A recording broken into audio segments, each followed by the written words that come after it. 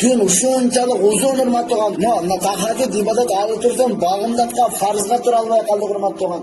Албетте Кур'ан ачып окуй албай калдык. Бирок аны ар бирөөбүз интернетти чукуганыбыз анык. Телефонду чукулаганыбыз анык. Телефондун нуруна, көзүбүздүн нуруна алдырдык.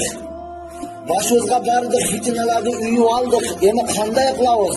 Албетте алдыга жүрүшүбүз керек урматтуу туган. Бул туурасында Айша энебиз айтат.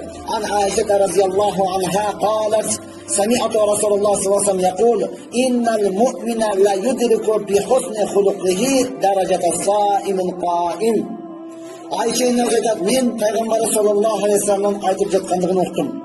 Пайгамбар саллаллаху алейхи вассалам айтты, албетте отурган му'миндар, отурган му'мин адамдар өзүнүн жакшы кулук мүнөзү менен түнү менен ибадат кылган, күндүзү менен орозо кармаган инсандын даражасына жетет деген.